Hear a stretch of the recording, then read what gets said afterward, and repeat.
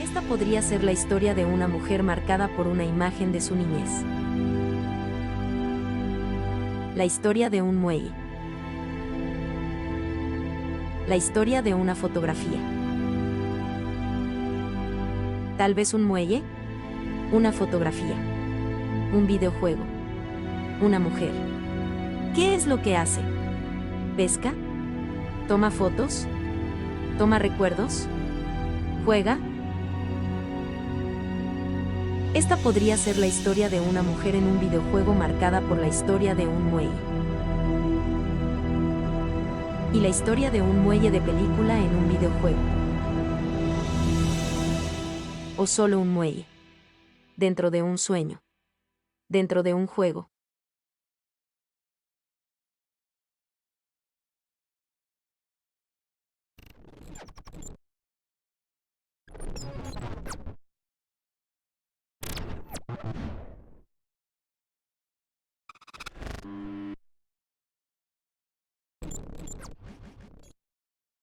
Explicar el multiverso conceptualmente es un poco una trampa. Como lo es fijar cualquier interpretación y cementarla a un proyecto artístico. La pregunta es, ¿para qué? Una creación que atraviesa diferentes superficies y plataformas de manera extendida, hasta lograr distintos grados de inmersión, tiene tantas variantes y aristas que difícilmente podría ser descrita con precisión quirúrgica. Más allá de la hipótesis científica, de la teoría de cuerdas, y más allá de los multiversos de cómics y películas. ¿Qué podría ser el multiverso? ¿Son todos los momentos que pasamos encerrados durante 2020? Descubriendo e imaginando las vidas posibles de las personas detrás de las ventanas del edificio de enfrente. Aquellas personas que, apenas, sabíamos que existían. ¿De eso se trata el multiverso?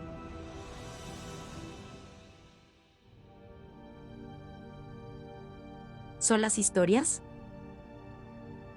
¿El recuerdo? ¿Qué hubiese pasado si no volvía de Alemania a tiempo? Y quedaba varada en la Bauhaus, viviendo en la casa de Gropius.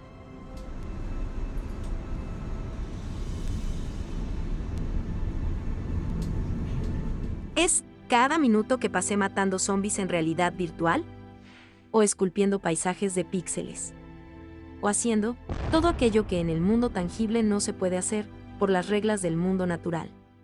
¿O son todas las cosas que no se podían hacer por las reglas del mundo en una pandemia?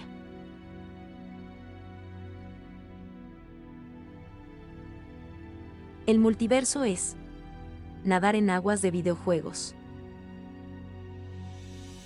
Y también la proyección en 8 milímetros en la pared de la fábrica vecina.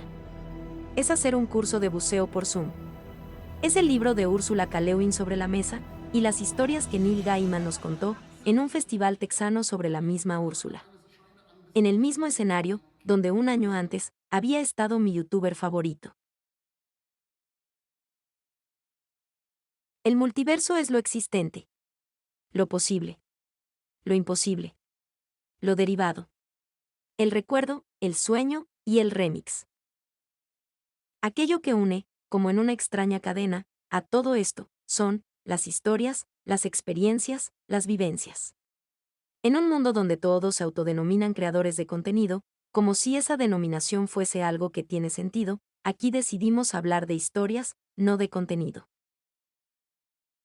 Sí, por ejemplo, me dedico a vender lo que hay adentro de cajas de cartón. ¿Qué es lo que vendo? ¿Son zapatos? ¿Cervezas? ¿Estatuillas de Buda o piezas de joyería? Para el creador de contenido, da lo mismo llenar con plástico o papel el contenedor, que llenarlo con algo valioso. El objetivo primordial es llenar. Y el multiverso, como el mundo real, tal vez también esté relleno de contenido, pero lo importante es que nunca le falten historias. En el multiverso coexisten la historia aristotélica, los tres actos, Hollywood, Campbell, Frank Capra, Orson Welles y Chris Marker. Tampoco faltan las cajas misteriosas de JJ. También, desde hace ya décadas, empieza a aparecer la interactividad. El videojuego. La historia participativa. Y el usuario. Aparece el otro. Los otros. Y ahí, es donde la historia cambia un poco. No se anula ni se descarta, sino que se le agrega una nueva capa. Para romper con el canon que la delimita y así deje de ser el cuento previsible y vuelva a ser algo más etéreo, más inasible. La historia resurge como objeto, entidad, abierta y posible de causar diferentes interpretaciones. Parafraseando nuevamente a Borges, las historias pueden ser cualquier cosa menos, poco interesantes.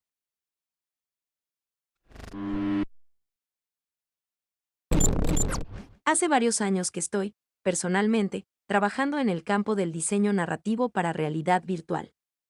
En pensar cómo contar historias que manejen sensiblemente el hecho de estar contando en tiempo, espacio y rodeando a un usuario con el potencial de interactuar. Para nosotros, el multiverso fue siempre ese no espacio-tiempo, híbrido y alternativo, en pleno potencial, donde crear historias de otra manera.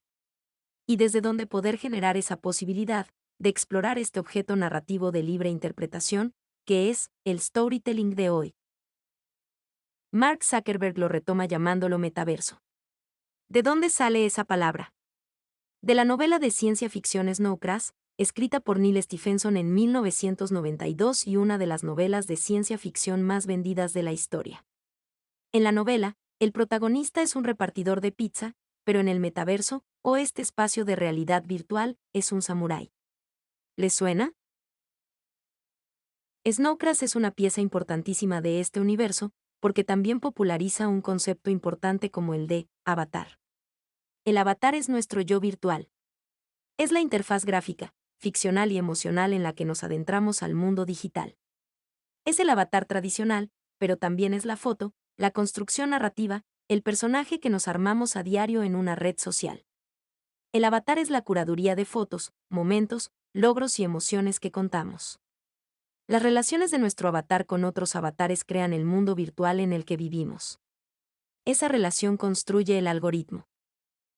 Muchas veces creemos que el algoritmo es una especie de entidad controladora de todo lo que vemos y decimos, que hasta nos excede en todos sus bordes. Pero no es tan así. Hay como un contrato tácito con ese algoritmo, que nos va construyendo, y para lo que nos es vital, tener plena conciencia de su manipulación. Para ponerlo en términos sencillos. Hubo un momento del 2020, que me abrí una cuenta de Twitter, solo hecha para intercambiar información sobre un juego. Un juego que no tiene violencia, sino que está basado en la construcción y el intercambio. Esa cuenta de red social solo seguía a personas que jugaban ese juego. No importaba el país, la edad, la afiliación política. Durante una semana entera. Una semana donde el mundo se venía abajo. Mi red social de cabecera estaba asociada a ese avatar gamer exclusivamente.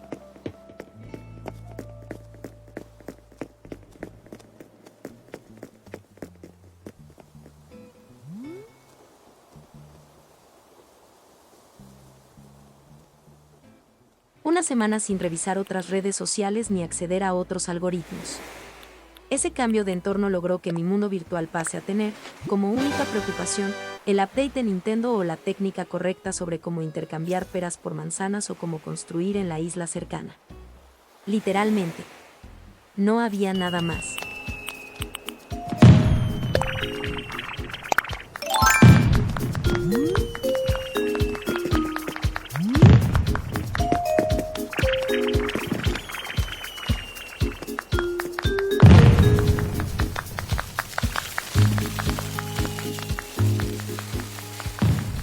Moraleja. Quienes somos virtualmente y la curaduría de nuestras relaciones crean el mundo en el que vivimos en la virtualidad. Crean el multiverso.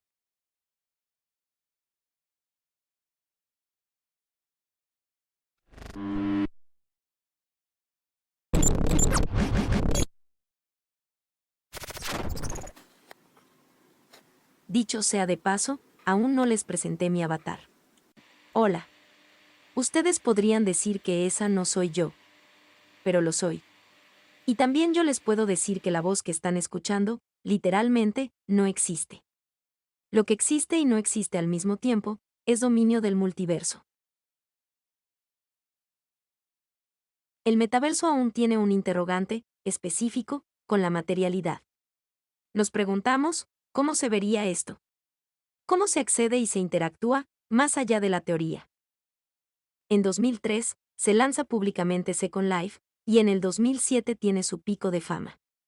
Second Life es una comunidad virtual, aún existente, donde se puede acceder de manera gratuita a un mundo virtual desde nuestras computadoras. Interactuar con otros residentes, establecerse como grupos, crear espacios y propiedades virtuales, realizar actividades culturales, y también, fue uno de los primeros proyectos de gran escala con más de 18 millones de cuentas, que dio una materialidad posible al multiverso.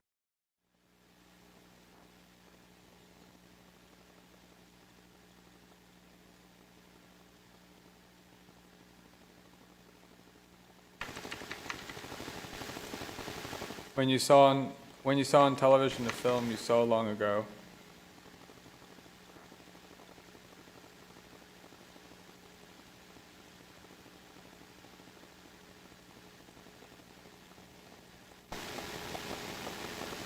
it happens that you rejoice to recognize parts of it.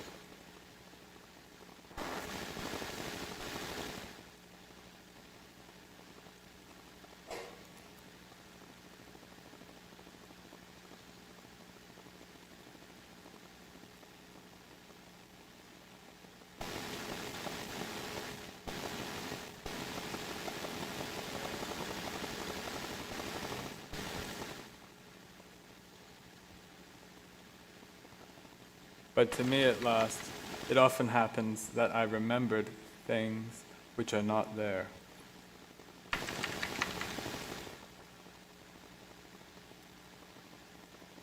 So this is memory, how it works in fragments, broken. And it's spelling this.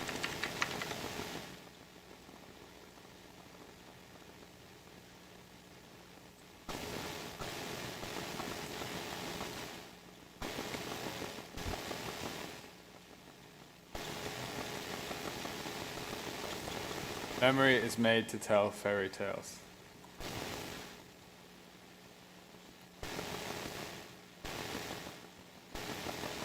And ask if La Jetée is a fairy tale. En 2006, por ejemplo, miles se juntaron en esta fogata virtual a escuchar hablar a Kurt Vonnegut, el famoso escritor de ciencia ficción, dentro de Second Life. Veámoslo o imaginémoslo en HD. From the player piano to Slaughterhouse-5 to Man Without a Country, he speaks truth in an agonized candor that you can't help fall in love with. And zillions have. Please welcome to The Infinite Mind and to Second Life, Kurt Vonnegut, ladies and gentlemen. Well, thank you. I just wish it were true. Oh, it's all true. Oh, come on. And we'll just edit it out anyway, right?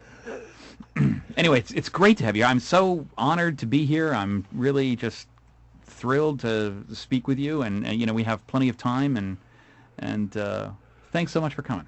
Well, I'm looking forward to your questions. Well, your avatar looks great, and the audience is going woo woo, zug zwang, Vonnegut, Vonnegut, Vonnegut, Kurt, Kurt, Kurt, Kurt, Kurt, Kurt, Kurt, Kurt, Kurt, Kurt, Kurt rocks our world, Kurt Kilgore, Kurt, woohoo, squeak. I mean, it's a cacophony out there. How nice.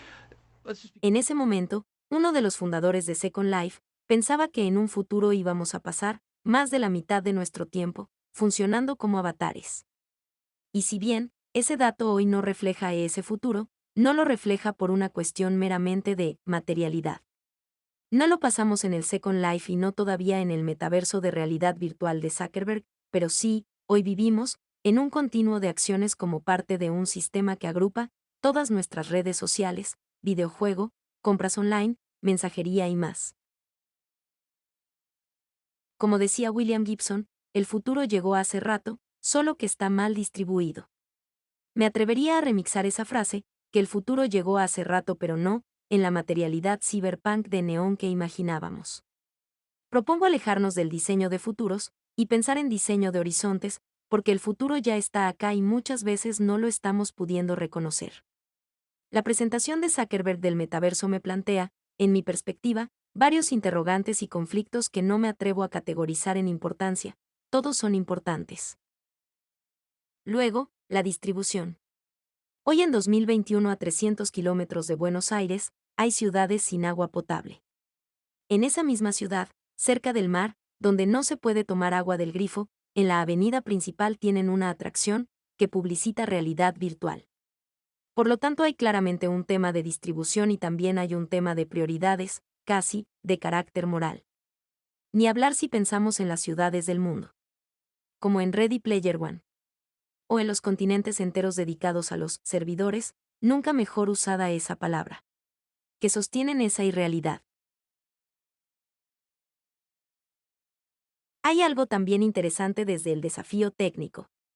Por más que uno tenga muchas ganas.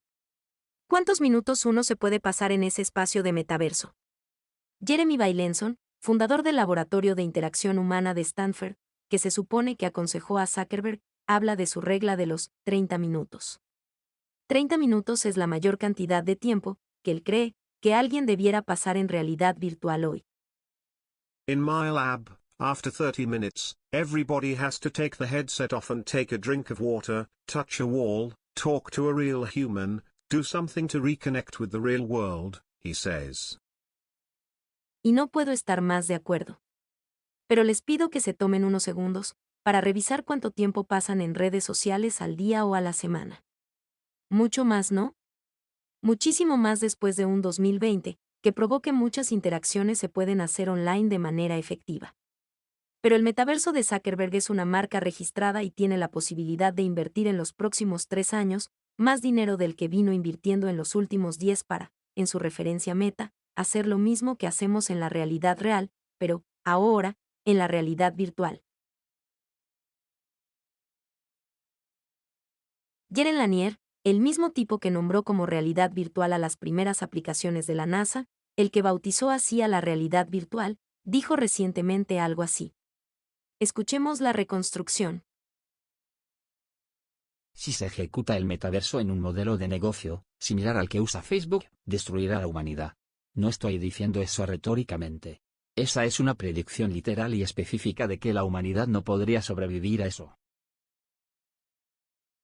Entonces, más allá de las predicciones de Lanier, y como la intención acá, no es hacer diseño de futuros, sino arquitectura de horizontes. Les propongo una serie de desordenadas ideas para hackear el metaverso y que siga siendo plural, posible, diverso, extendido, consciente y que no funcione como un reemplazo de la realidad misma.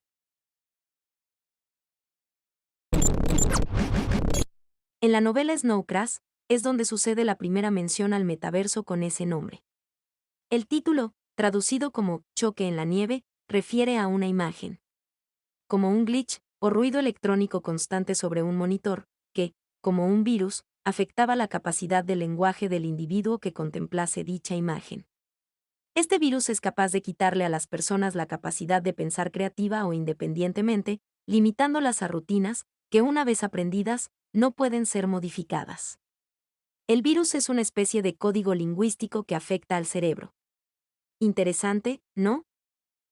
Probablemente se haya alterado el orden de los factores, y todos ya tengamos implantado el Snow Crash, y el metaverso, materialmente, se construya después. Pero ¿cómo se pone en jaque y se hackea este concepto? Del meta al multi. El antivirus es lingüístico. Es de historias. Es de código abierto, accesos libres y pluralidad en todas sus variantes. Es diverso. Interseccional. Comunitario y con una raíz profunda en la necesidad, cada vez más urgente, de estar en contacto con el mundo real. No solo como pausa de 30 minutos entre virtualidades varias. El antídoto es el seguir creando, sin estar moldeados por la función para la cual las plataformas fueron creadas. La desobediencia tecnológica, el hacer, narrar, construir en los espacios que nos inspiren. En no dejar de ocupar espacio. Si el horizonte nos lleva a un multiverso más virtual que real, que esas conversaciones sobre las sensibilidades que construyen el algoritmo sean lo más plurales posibles. La realidad no puede estar creada en Palo Alto, California. Que el multiverso futuro no haga un cóctel de ciencia ficción heteronormativa, con una sola raza y una mezcla de culturalidades que solo están de adorno. Que el multiverso sea multiplicidad de mundos, de historias, de héroes y heroínas, y que no importe tanto si el multiverso es realidad virtual, retina display o poesía en post-its.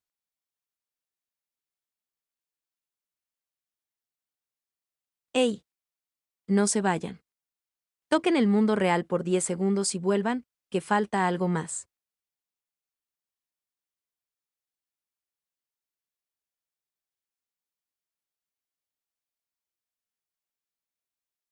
Quería tomarme el momento para agradecer al festival, a Valencia y a todos los que tomaron la decisión de otorgarme este premio.